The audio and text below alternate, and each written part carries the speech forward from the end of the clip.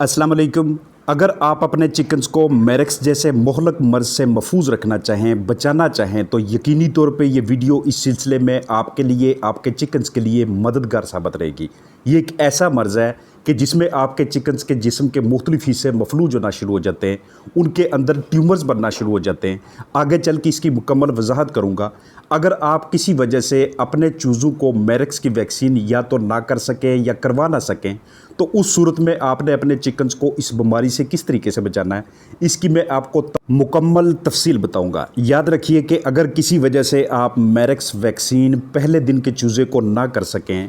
तो मुस्तकबिल में इस बीमारी से अपने चिकन्स को बचाने के लिए आपने किसी भी सूरत में अपने चिकन्स की क़ुव्वत मुदाफ़त को नीचे नहीं आने देना। उससे पहले मैं वजाहत करता चलूँ कि जब आप पहले दिन के चूज़ों को वैक्सीन करते हैं, तो आपके पास इस तरह से वैक्यूम सिलेंडर, उसके अंदर बाकायदा टेम्परेचर में महफूज वैक्सीन होनी चाहिए, जो कि आप अपने चिकन्स को पहले दिन पे हैचरी पे लगवाते हैं या फिर ख़ुद लगाते हैं। ख़ुद अपने फार्म के ऊपर ये वाला सारा प्रोसेस करना थोड़ा सा डिफ़िकल्ट हो जाता है, मुश्किल हो जाता है उन हज़रात के लिए, उन पोल्ट्री फार्मर्स के लिए कि जिनके पास नंबर ऑफ़ चिकन्स यानी कि चूज़े कम तादाद में हों। ये कॉस्टली होती है, ये थोड़ी महंगी पड़ती है। इसके अंदर लिक्विड नाइट्रोजन में जो वायल्स होती हैं, उसको इस तरीके से महफूज रखा जाता है कि उनका बाकायदा टेम्परेचर वैक्सीन की वायबिलिटी को, उसकी असर पजीरी को किसी भी सूरत में मुतासर ना होने दे। लेकिन ये प्रोसेस चूँकि ज़्यादातर हैचरी के अंदर होता है, तो हैचरी में इसका बाकायदा प्रोटोकॉल फॉलो करके उसके मुताबिक एक ट्रेंड स्टाफ आपके चिकन्स को मेरेक्स बीमारी के ख़िलाफ़ इम्यूनाइज करवाते हैं, उनके अंदर इम्यूनिटी पैदा करते हैं कि ज़िंदगी के किसी भी मरहले के ऊपर अगर ये बीमारी हमारे चिकन्स के ऊपर हमलावर होती है तो उन्हें हम महफूज रख सकें। उसके ये वाले अज्जा होते हैं कि जिनका हम इस्तेमाल करके, ये इक्विपमेंट्स होते हैं कि जिनका यूज़ करके आप अपने चिकन्स को मेरेक्स वैक्सीन करवाते हैं। अगर किसी वजह से आप मेरेक्स वैक्सीन अपने चिकन्स को ना करवा पाएँ, तो यकीनी तौर पे हर वक्त आपके चिकन्स इस रिस्क पे होते हैं, ख़ास तौर पे 8वें हफ्ते से लेके 17वें, 18वें, 19वें हफ्ते के दरमियान में, कि उनके ऊपर किसी भी वक्त इस बीमारी का हमला हो सकता है। तो ऐसी सूरत में, जैसे मैंने पहले आपके साथ शेयर किया, कि किसी भी सूरत में आपने अपने चिकन का इम्यून स्टेटस यानी कि बीमारियों के ख़िलाफ़ लड़ने की जो उसकी अंदरूनी ताकत होती है, जो कुदरती तरफ से उसे नवाजी जाती है, उसको आपने कम नहीं होने देना। इसकी वजह ये होती है कि जैसे ही क़ुव्वत मुदाफ़त कम होती है, तो दूसरी बीमारियों के साथ साथ अगर उस चिकन की, उस चूज़े की, उस पट्ठी की, उस मुर्गी की मेरेक्स की वैक्सीन ना हुई तो दूसरे पैथोजेंस जरसूमों के साथ साथ मेरेक्स की बीमारी भी आने के बहुत ज़्यादा चांसेस होते हैं। तो इस सूरत में आपको करना क्या पड़ता है कि सबसे पहले आप अपने चिकन्स को वो वाला माहौल ऑफ़र करते हैं कि जिसमें किसी भी किस्म का कहीं से भी कोई भी ऐसा मोज़र जरसूमा आपके चिकन के ऊपर अटैक ना कर पाए, उनकी इम्यूनिटी को, उनकी क़ुव्वत मुदाफ़त को नीचे ना ला पाए। क्योंकि ये ऐसी बीमारी है कि जिसमें आपके चिकन्स के परों के दरमियान जो वेन्स होती हैं वो ख़राब होना शुरू हो जाती हैं, वो बाज़ का बहुत ज़्यादा एनलार्ज्ड हो जाती हैं यानी कि लंबी हो जाती हैं, या फिर वो वहाँ से रप्चर यानी कि फटना शुरू हो जाती हैं। टांगों की ये वाली कंडीशन हो जाती है। हम इसे बहुत सी दूसरी सूरत हाल के साथ मिक्स कर रहे होते हैं कि शायद हमारे चिकन में कैल्शियम की कमी हो गई है, धूप ना लगने की वजह से ये कंडीशन है, या अंदरूनी तौर पे मल्टीविटामिन्स की कमज़ोरी की वजह से ऐसा है, या चोट की वजह से, या कोई और आर्ज़ा इसके अंदर। लेकिन एक्चुअली वो मेरेक्स का मर्ज़ होता है कि जिसने आपके चिकन को मफलूज किया होता है, उसके सेंट्रल नर्वस सिस्टम को डैमेज किया होता है। लिहाजा बेहतरीन माहौल मुहैया करने के साथ साथ हम अपने चिकन्स को ऐसी ग़िज़ा ऑफ़र करते हैं कि जिसके अंदर बुनियादी तौर पे एनर्जी के हवाले से सारी की सारी चीज़ें पूरी मिकदार में मौजूद होनी चाहिए। और वो सारी की सारी चीज़ें आपके चिकन्स की एनर्जी के तौर पे protein, mineral, carbohydrate, amino acid और दूसरे जो माइक्रो और मैक्रो न्यूट्रिएंट्स होते हैं वो वाले, और इसके अलावा जितनी भी हमारे चिकन्स की बाकायदा तरीके से नशो नुमा के लिए जो भी ग़िज़ाई अज्जा चाहिए होते हैं, वो उस खुराक के अंदर हर लिहाज से मौजूद होने चाहिए। अगर आप कमर्शियल ग़िज़ा यूज़ नहीं कर रहे किसी ऐसी कंपनी की कि जिसमें ये सारी चीज़ें मौजूद हों, तो घरेलू पैमाने पे आप अपने चिकन्स को जो भी ग़िज़ा ऑफ़र करें, उनमें कम अज़ कम उनकी इम्यूनिटी को बूस्ट करने के वाले से लाइज़ोविट का इस्तेमाल करना, इम्यूनो बूस्टर का इस्तेमाल करना, या दूसरे मल्टीविटामिन्स का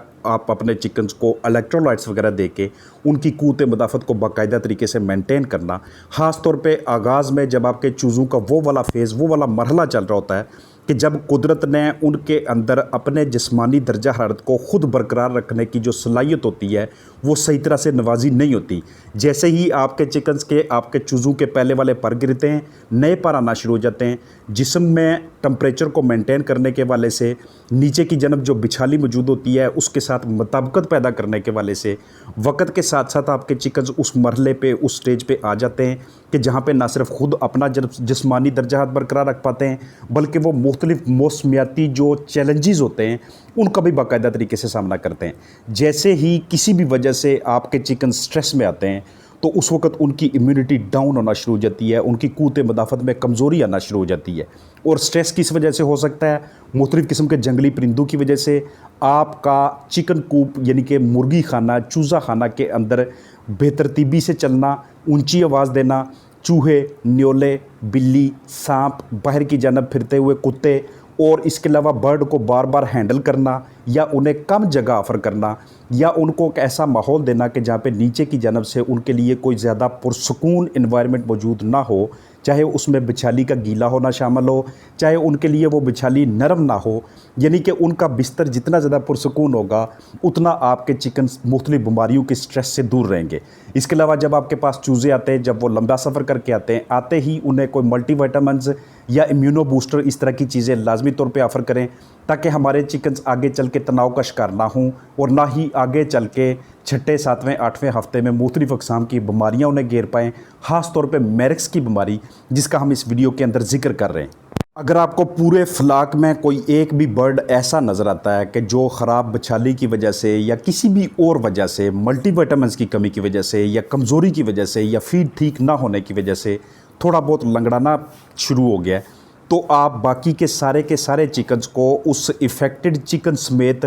فوری طور پہ ان کی امیونٹی کو بڑھانے کے والے سے یا تو کوئی قدرتی طریقہ استعمال کرنا شروع کر دیں، جس میں سبزیاں ہیں، جس میں مختلف دوسرے اجزاء شامل ہیں جو میں ویڈیوز میں آپ کے ساتھ شیئر کرتا رہتا ہوں، یا پھر آپ فوری طور پہ فیڈ چینج کرواتے ہیں، کیونکہ پہلے والی فیڈ اتنی انرجی نہیں دے رہی، پہلے والی فیڈ میں پروٹین کی اتنی ریشو نہیں ہے، لہٰذا ہم ان کو وہ والی فیڈ آفر کرتے ہیں کہ جس میں ان کے لیے یہ سارے غذائی اجزاء مناسب مقدار میں موجود ہونے کے ساتھ ساتھ ان کے لیے امیونو بوسٹر کا یعنی کہ امیونٹی کو بڑھانے کا بھی باقاعدہ طریقے سے سبب بنے۔ اب یہاں پہ سب سے پہلی بات تو یہ ہے کہ اتنے زیادہ تگ و دو میں گزرنے سے بہتر یہی ہے کہ ہم آغاز میں ہی اپنے چکنز کو میرکس کی ویکسین ڈے 1 پہ کروا لیں۔ جیسے ہی ہم اپنے چکنز میں یہ ویکسین کرتے ہیں، اس کے بعد ان کے جسم میں ٹائٹرز اس طرح سے بن جاتے ہیں، امیونٹی اس طرح سے بن جاتی ہے کہ آنے والے اوقات میں، آنے والے ہفتوں میں، مہینوں کے اندر اگر کسی وجہ سے ان کے اوپر اس طرح کے وائرسز خاص طور پہ میرکس کا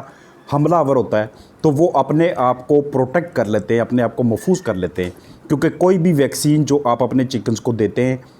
وقت کے ساتھ ساتھ اس کا طریقہ کار کیا ہوتا ہے کہ جیسے ہی وہ والا وائرس جو کہ کمزور حالت میں ہوتا ہے آپ کے چکن کے جسم کے اندر کی جانب جاتا ہے، وقت کے ساتھ ساتھ اندر کی جانب جو سیل موجود ہوتے ہیں بلڈ کے اندر، خاص طور پہ ایم سیل جنہیں ہم میموری سیلز کا نام دیتے ہیں، وہ اس کمزور وائرس کی پہچان کر لیتے ہیں، اس کی شناخت کر لیتے ہیں اور اندر کی جانب ایک پل سا بنا لیتے ہیں، ایک بیریئر بنا لیتے ہیں۔ اب آنے والے اوقات میں اگر وائرس اپنی پوری طاقت کے ساتھ، اپنی اسی شکل کے ساتھ دوبارہ آپ کے چکنز کے اوپر حملہ آور ہوتا ہے تو یہی جو ایم سیلز ہوتے ہیں، جو میموری سیلز ہوتے ہیں، یہ اس وائرس کو آپ کے چکن کا امیون سسٹم توڑنے نہیں دیتے، یہ اس کو اسی حد تک محدود رکھتے ہیں، اور آپ کا چکن امیون سسٹم، اس کا جو امیونولوجیکل سٹیٹس ہوتا ہے وہ ٹوٹ نہیں پاتا، اور وائرس کے پھیلنے کے باوجود، آپ کے چکنز کے قریب آنے کے باوجود آپ کا سارا فلاک بچا رہتا ہے۔ یہ طریقہ کار ہوتا ہے ویکسین کرنے کے بعد اپنے چکنز کو محفوظ رکھنے کا، اور بغیر ویکسین کیے ان کی امیونٹی کو باقاعدہ طریقے سے برقرار رکھ کے انہیں بچانا، جس کے حوالے سے اس ویڈیو میں ڈسکشن ہو رہی ہے، بات ہو رہی ہے۔ آپ اپنے چکنز کے ماحول کو، ان کی فیڈ کو، ان کی مینجمنٹ کے حوالے سے، ان کی واٹرنگ کو، واٹر لائنز کبھی بھی کسی بھی حال میں ان کو فنگس گروتھ سے بھرنے نہ دیں، کیونکہ یہ چیز بھی جا کے آپ کے چکن کا امیون سٹیٹس کم کرتی ہے۔ کوئی بھی ایسی چیز جو آپ کے چکنز کے امیون سٹیٹس کو کم کر رہی ہو، اس کا دوسرا رزلٹ یہ برآمد ہوتا ہے کہ مختلف بیماریاں جو کہ ماحول میں موجود ہوتی ہیں، آس پاس کے فارمز پہ موجود ہوتی ہیں، مختلف گاڑیاں جو چکنز تک لے کے آتی ہیں یا آپ خود لے کے آتے ہیں، ان سے آپ کی مرغیوں کا، چوزوں کا ڈسٹرب ہونے کا جو تناسب ہوتا ہے وہ بڑھنا شروع ہو جاتا ہے۔ اس لیے اگر ویکسین نہیں کی، پہلا آپشن یہ ہے کہ ہر حال میں ہم نے ویکسین کرنی ہے۔ दूसरा ऑप्शन ये कि वैक्सीन नहीं की तो आप बायोसिक्योरिटी और वहाँ पे सफाई सुथराई को और अपने चिकन के इम्यून सिस्टम को इतना मजबूत रखना है कि बीमारी, वायरस, बैक्टीरिया उसे ब्रेक ना कर सके, उसे तोड़ ना सके और हम अपने फ्लाक को कारकर्दगी लेने तक, सेल करने तक या स्लाटर करने तक महफूज रख सकें। अपना ख्याल रखिएगा। अस्सलाम वालेकुम।